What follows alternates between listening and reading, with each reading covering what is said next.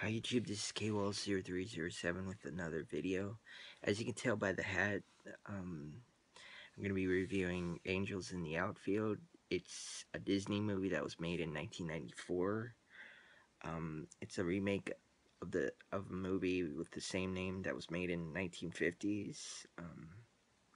It stars Christopher Lloyd, Danny Glover, and Tony Danza. It's kind of a reunion for Tony Danza and Christopher Lloyd because they both starred in Taxi. It's a really nostalgic movie for me. I used to watch this when I was a kid. It's kind of goofy now watching it, so I'm going to be reviewing this. This movie has a lot of future stars in it. Most people just recognize Joseph Gordon-Levitt. He was the young boy who got to see all the angels, but he's not the biggest future star in this. An unknown Adrian Brody, who would go on to win an Oscar, is in this movie. He played the bench player.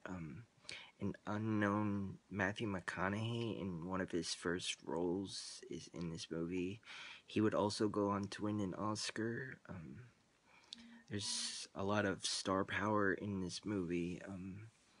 The lady that played the pigeon lady in Home Alone 2 is in this movie. She also won an Oscar. I think Joseph Gordon-Levitt was nominated, but he's usually the one recognized for this movie because he was the little boy that saw the angels. But this movie has a lot of star power.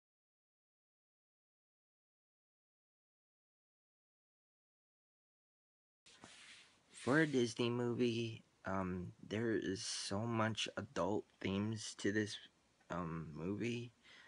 The fact that this has a slight dash of religion in it, well, has angels. So, and the angels are helping.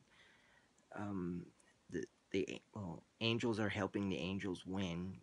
That kind of makes no sense, but like, if I pray for the Rams to win the Super Bowl, like, is that gonna happen?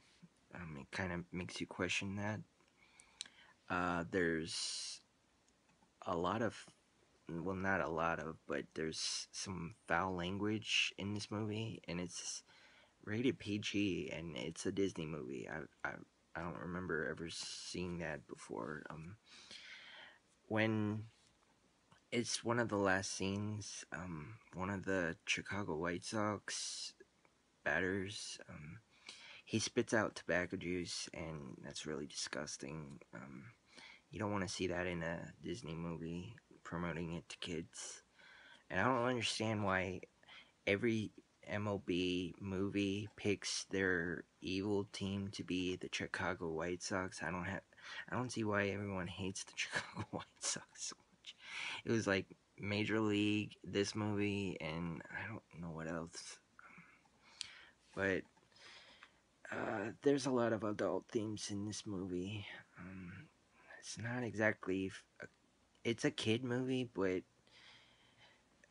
it promotes a lot of bad stuff.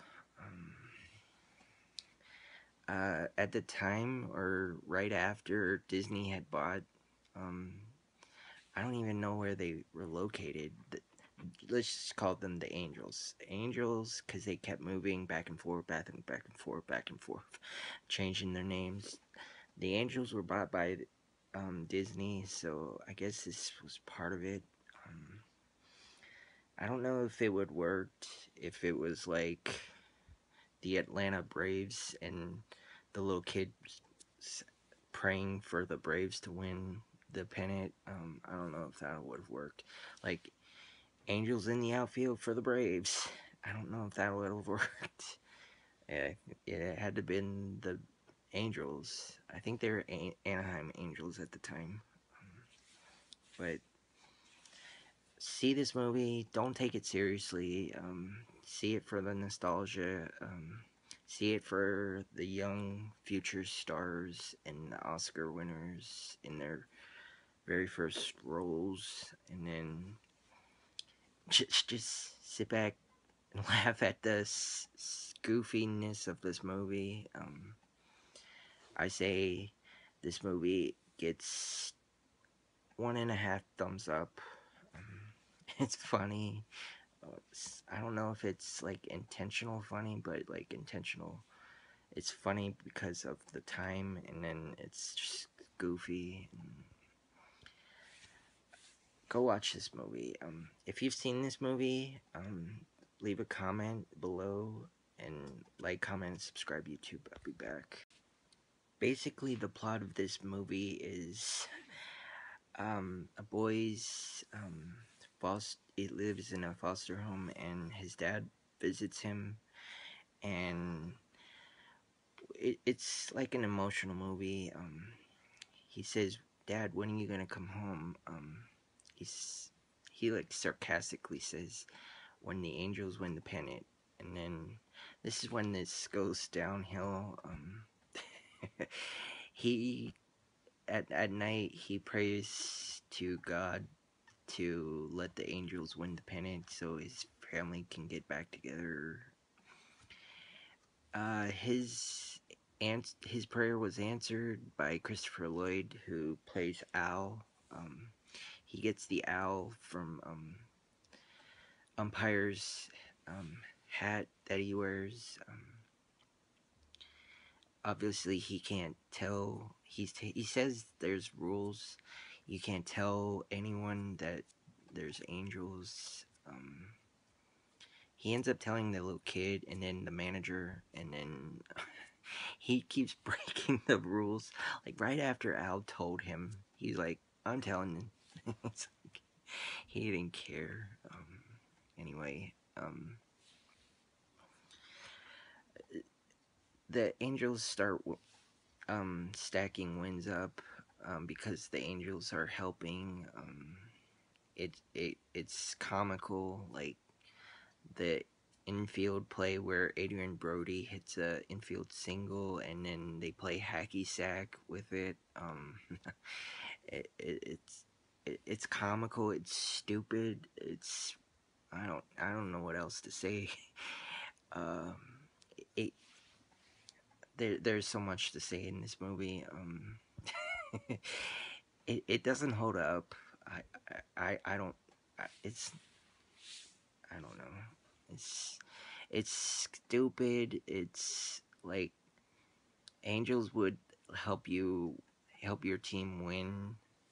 And one thing I don't understand is half the season was already over and they were in last place by a good margin, and by the end of the season, which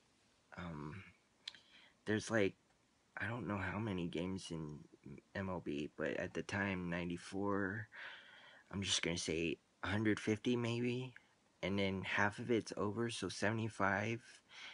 So 75 games, you would go to first place. It seems highly unlikely.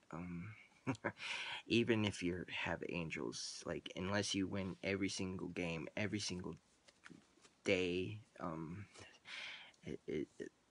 don't. It's hard to believe. Well, it's a movie, so.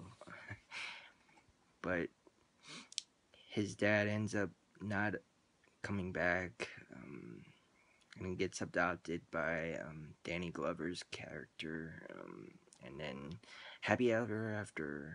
But there's some more problems with this movie.